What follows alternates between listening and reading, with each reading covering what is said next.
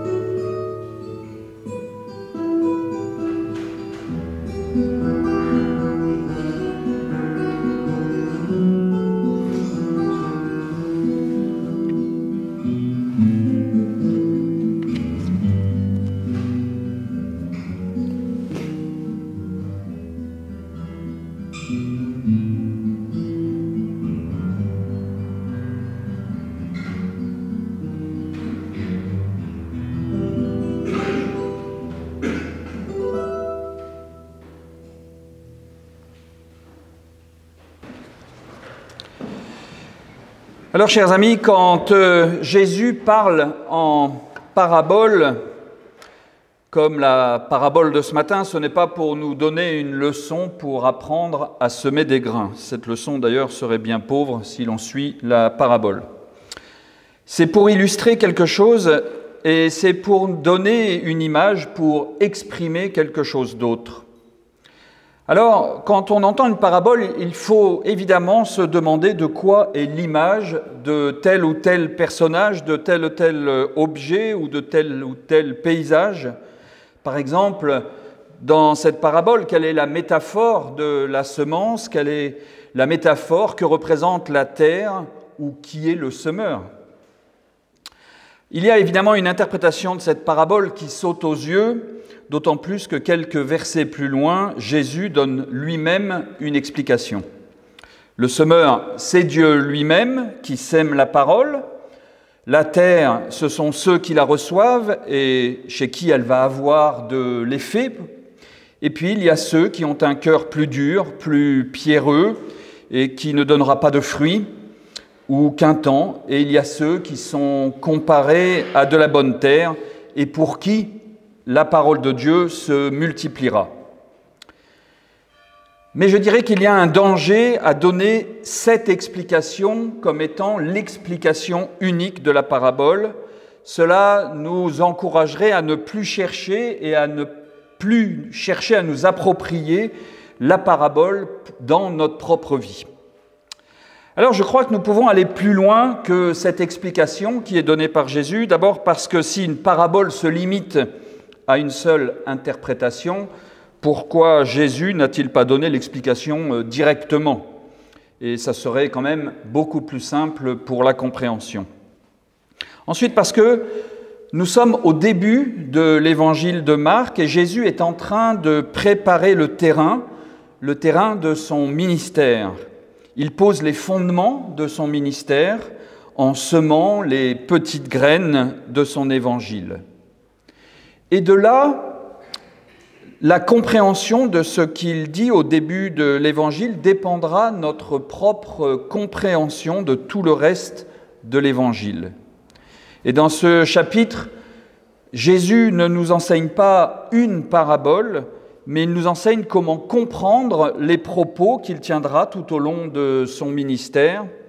Il nous enseigne sa méthode, il nous donne sa pédagogie, parce qu'il va parler tout au long de ce ministère en paraboles, en utilisant des images, en utilisant des métaphores, et tout ceci pour nous dire ce qu'est le mystère du royaume de Dieu.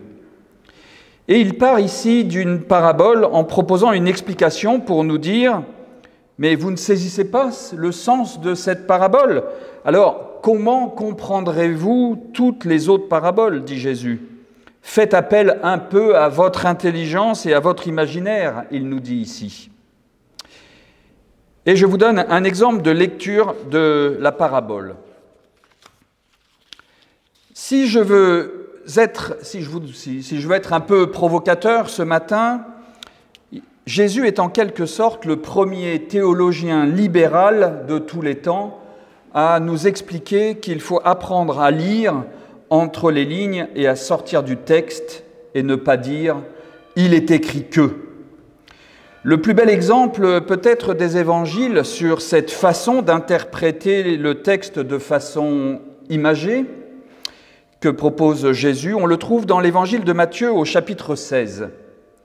Jésus vient juste de nourrir une foule de 4000 hommes avec 7 pains et quelques poissons. Et si nous nous limitons à la lecture littérale de ce passage, Jésus a multiplié les pains et les poissons pour qu'il y en ait assez pour tout le monde. Seulement voilà, quelques versets plus loin, les disciples, ne sachant toujours pas interpréter les paroles de Jésus, s'inquiètent de ne pas avoir de pain à leur tour, et Jésus leur dit à ce moment-là de se méfier du levain des pharisiens. Alors quel est ce levain ? Les disciples comprennent qu'il s'agit de cette pâte qui leur servira à fabriquer du pain qui leur manque. Et Jésus leur dit à ce moment-là, « Vous ne comprenez pas encore ? Souvenez-vous des de l'histoire des pains des 5000 personnes et les 7 pains des 4000 personnes. Comment ne comprenez-vous pas que ce n'était pas de pain que je vous parlais ? Comment ne comprenez-vous pas que ce n'était pas de pain que je vous parlais ? Alors les disciples comprennent à ce moment-là que le levain dont parle Jésus n'est pas la pâte à pain qui sert à fabriquer du pain, mais tout simplement une image pour parler de l'enseignement des pharisiens. Et nous comprenons à cet instant que les pains et les poissons qui ont servi à nourrir 5000 personnes, puis ensuite 4000 personnes, sont bien autre chose que de la nourriture terrestre. Revenons maintenant à notre parabole du semeur. Cette parabole du semeur est un très beau texte parce qu'il fait appel à notre imaginaire, à tous nos sens, la chaleur du soleil, l'odeur de la pluie sur la terre, la fatigue du semeur après ses longues heures de travail. Tout ceci parlé dans l'imaginaire des auditeurs, évidemment, des auditeurs de Jésus, et tout ceci nous parle aussi à nous 2000 ans après. Tout peut être donc l'objet d'une bonne nouvelle pour notre vie aujourd'hui. Et ce matin, j'aimerais faire ressortir alors 3 bonnes nouvelles de ce texte. D'abord, en regardant la façon dont le semeur fait son travail, la première bonne nouvelle est que Dieu ne juge pas, Dieu ne condamne pas. Ensuite, dans un deuxième temps, puisque je me demandais de quoi pouvait être l'image de la semence, j'aimerais faire apparaître dans le texte, ou plutôt dans l'explication que Jésus donne un peu plus loin, que nous pouvons nous-mêmes être la semence, que l'être humain peut être lui-même la semence. Et dans un dernier temps, j'aimerais faire apparaître dans le texte que la terre peut être la métaphore de la foi et que la foi est une question de travail permanent, de recherche, que la terre peut être le terreau qui va faire naître quelque chose et que l'on n'a jamais assez de chercher et comprendre notre foi et de la questionner sans cesse. Alors comment cette parabole nous renseigne sur la façon dont Dieu agit dans notre vie ? C'est donc le premier point que j'aimerais aborder avec la représentation de Dieu à travers le semeur. Quand on écoute cette parabole, il est étonnant de voir comment le semeur sème ses graines. On pourrait se dire qu'il pourrait faire un petit effort pour éviter de gaspiller des semences qui ont dû coûter cher, et il les éparpille sur des terrains peu fertiles, voire des terrains stériles. Et pourtant, là, les grains tombent un peu partout. Et aucune condamnation dans le texte, aucun jugement. Cette image dans la parabole est à l'image de Dieu. Dieu ne condamne pas, Dieu ne juge pas notre manière de répandre la bonne parole, ni de la façon dont on peut l'accueillir. C'est une très belle image ici pour définir ce qui nous est cher à nous, protestants, la grâce seule, la grâce gratuite et inconditionnelle. Dieu donne à toutes et à tous, qui que nous soyons, quoi que nous ayons fait, la parole de Dieu arrive jusqu'à nous. Et tant pis si l'hiver dans notre cœur et que nous n'arrivons pas à faire germer quelque chose. Il n'y a pas d'un côté celui qui mérite plus qu'un autre. Il n'est pas question d'être meilleur qu'un autre pour accueillir la parole ou y avoir droit. Il n'est pas question d'être élu ou pas. Tous, nous sommes en mesure de recevoir et d'accueillir cette parole, et telle que nous sommes, elle fera son travail avec le temps. Et si la graine ne germe pas, eh bien c'est juste dommage, et c'est tout.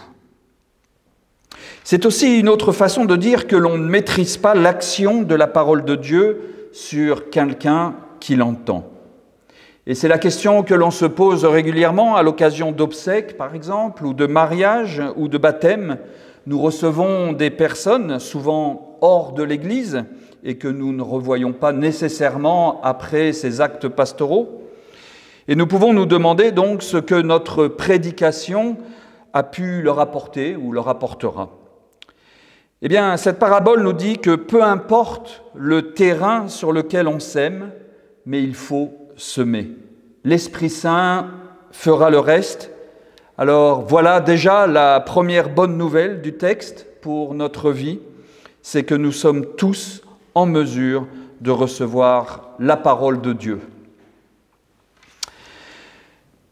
Maintenant, quand nous l'avons reçue, cette parole, qu'en faisons-nous ?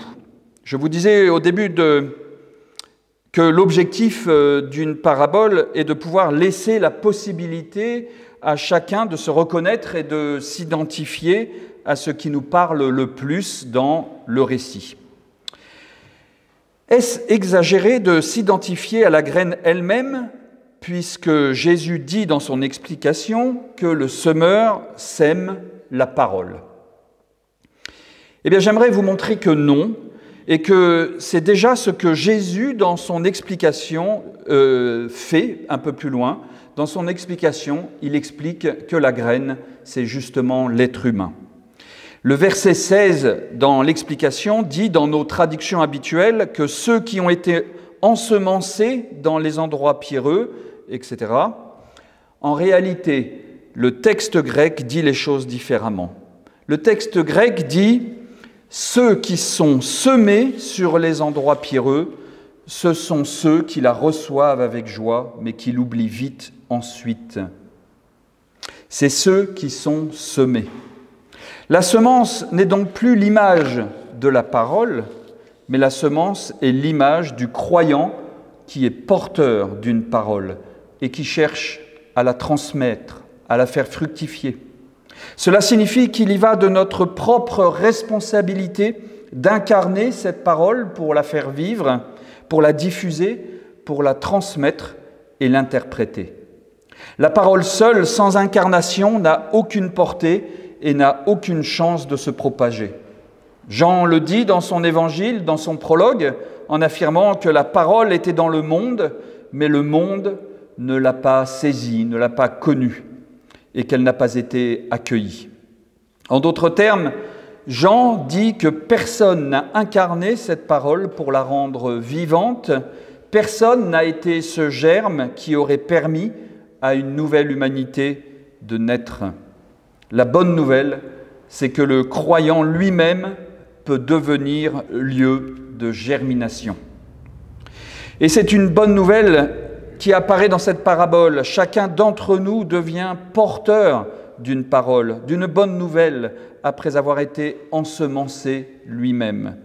Dieu nous reconnaît responsables de sa création en nous rendant capables de féconder le monde en offrant notre vie à sa création. Cela me semble fondamental pour reconnaître notre propre responsabilité, notre devoir d'agir et de propager, de contaminer le monde avec le virus de l'Évangile. Il y va de notre propre responsabilité dans la transmission. Le Christ lui-même a été cette première semence qui a pris racine dans l'humanité en donnant de sa vie pour tous, croyants, non-croyants, païens, juifs ou non, terrain pierreux ou terreau fertile, tous ont reçu cette graine que Jésus a été le temps de son ministère. Il y a maintenant un autre élément de cette parabole agricole dont je n'ai pas encore parlé, c'est la terre. Dans l'interprétation classique la plus courante, la terre, je vous l'ai dit, c'est l'être humain, le croyant. Et c'est d'ailleurs l'image de l'Adam dans la Genèse, qui est formé de terre et qui ne devient vivant que grâce au souffle de Dieu. Et c'est en semant des graines dans cette terre qu'elle devient vivante, verdoyante et qu'elle donnera du fruit. Mais j'aimerais ce matin comparer la terre de cette parabole à notre foi. La foi, c'est comme une terre, ça se travaille, ça s'entretient. Une terre en jachère, ça ne produit rien. Une foi que l'on n'entretient pas, c'est une foi morte. Une foi dans laquelle on ne sème pas de graines ne produira rien. Au-delà de cette parabole, Jésus nous dit donc que derrière une terre productive, il y a le dur travail du semeur. Il a fallu qu'il prépare la terre aussi avant de semer. Il y a le temps qui est nécessaire pour que la graine germe. Il faut de l'eau, mais aussi du soleil, et il faudra qu'il recommence l'année prochaine. Et ce n'est pas contradictoire avec la grâce inconditionnelle, mais cette parabole est une image pour nous dire que l'on n'a jamais assez de toute une vie pour faire rentrer Dieu dans sa vie, pour ensemencer notre foi, pour mieux connaître Dieu. Il ne suffit pas de le dire et de claquer des doigts et hop, c'est fait, Dieu est en moi, mais c'est d'abord une décision de se mettre en route, de se mettre en marche, puis le travail de toute une vie, et de la même façon que l'agriculteur devra semer chaque année pour avoir du fruit, comme le dit la parabole, la foi, la confiance en Dieu, c'est un travail sans cesse de questionnement et de nouvelles mises en route, où il faut toujours et encore se frotter au texte biblique pour en découvrir de nouvelles compréhensions qui viendront nous éclairer et nous guider dans notre vie, à travers les événements, par exemple, que nous traverserons. Alors, pour conclure, vous avez vu qu'à travers cette parabole, nous pouvons autant nous identifier au semeur, à la graine qui est semée ou à la terre, et pourquoi pas relire cette parabole en nous identifiant au vent qui disperse les graines, ou à la pierre, ou aux buissons épineux. Il y a dans une parabole toute possibilité d'interprétation et de lecture. Mais cette parabole nous offre encore et toujours une bonne nouvelle, celle d'une foi vivante, toujours à renouveler et toujours à transmettre. Amen.